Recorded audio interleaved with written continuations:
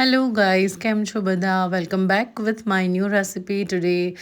આજે હું બનાવવાની છું ઢોસા. સો આપણે ઘણા લોકોને એવું થતું હોય છે કે પ્રોપર ઢોસા નથી બનતા, બેટરમાં કોઈ પ્રોબ્લેમ રહી જાય છે.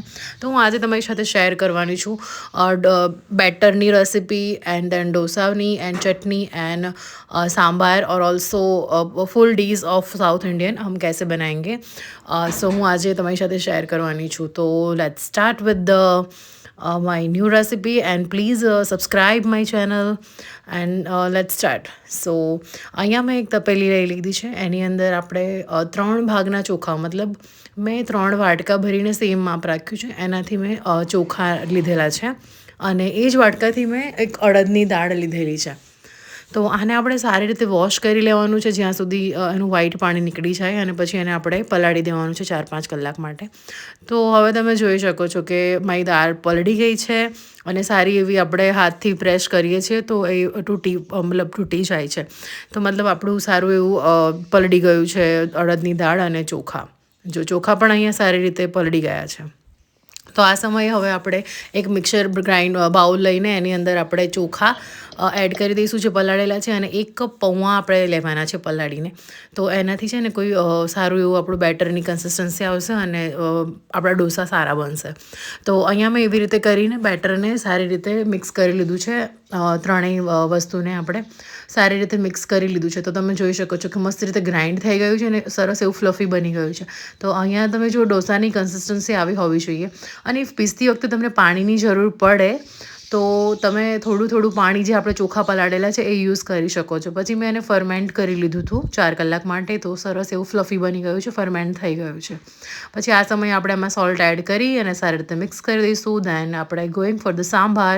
સો સાંભાર કેવી રીતે બનાવીશું? તો મેં તુવેરની દાળ અમને હળદર અને મીઠું નાખીને બાફી લીધી હતી.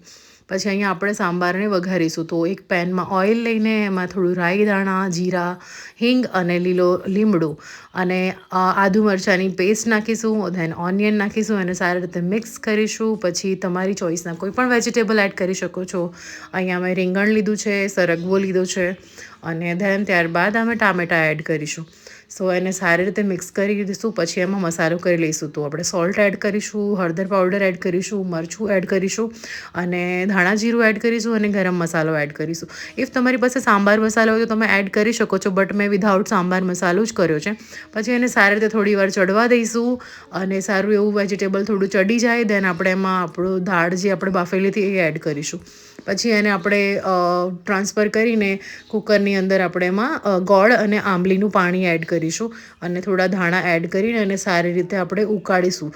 સો જ્યાં સુધી સારી રીતે ઉકળી જાય. અને ધેન પછી લાસ્ટમાં મેં ગરમ મસાલો થોડું વધારે એડ કર્યો છે જેથી કરીને ટેસ્ટ આપણો બહુ બેસ્ટ આવે. દેન હવે આપણે બનાવીશું બટેકાનો મસાલો જે આપણે ઢોસાની અંદર ફિલ કરીએ છીએ.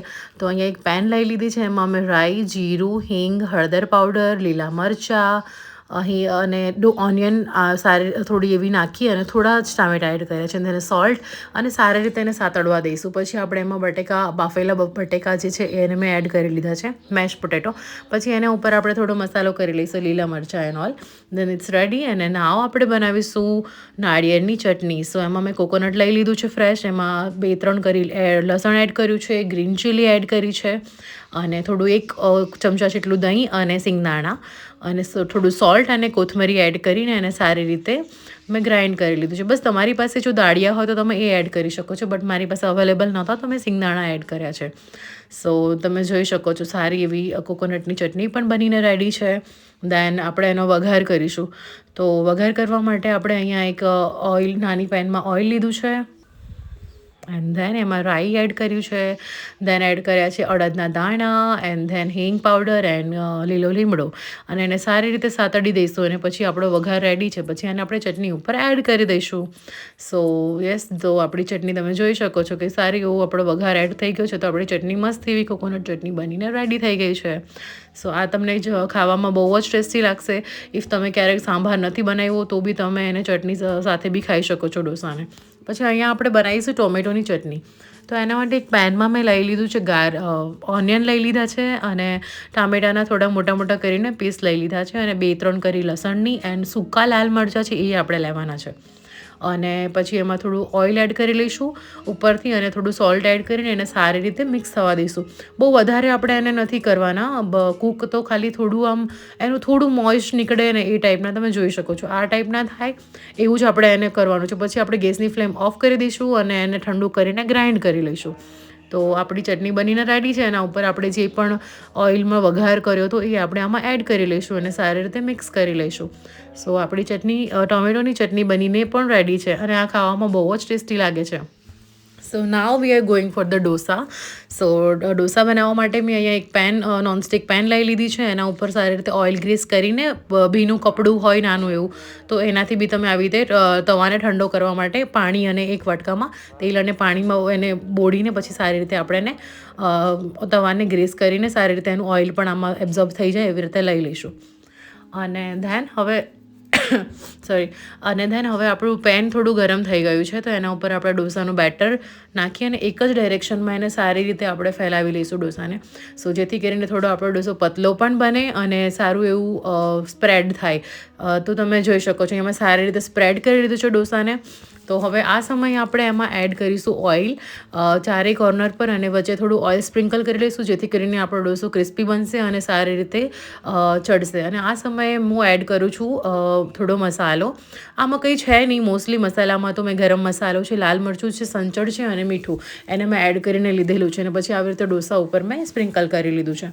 પછી તમે જોઈ શકો છો કે ડોસો મસ્ત એવો ક્રિસ્પી બની ગયો છે. તો હું હવે જે બટેકાનો મસાલો જે બનાવેલો હતો આલુનો, એ આમાં હું સારી રીતે સ્પ્રેડ કરી દઈશ અને પછી આપણો ડોસો જોયો તમે કેવું સરસ મજાનો ક્રિસ્પી બનીને રેડી થયો છે.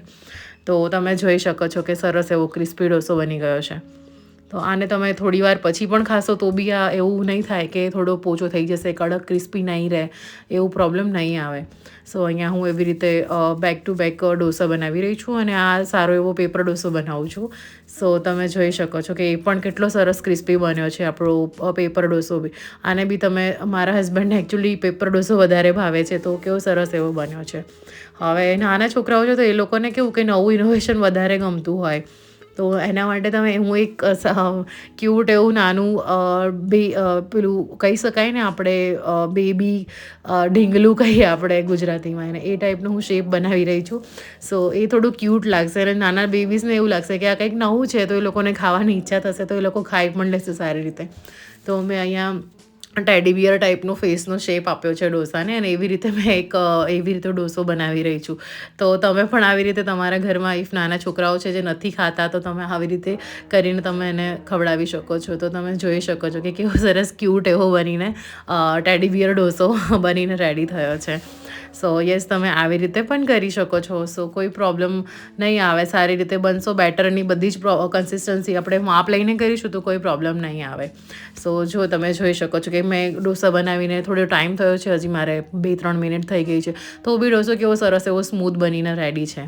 સો યસ, આને તમે તમારે મહેમાન આવે ત્યારે બનાવી શકો છો, ઘરના લોકોની ફરમાઈશ હોય ત્યારે બનાવી શકો છો અને એન્જોય.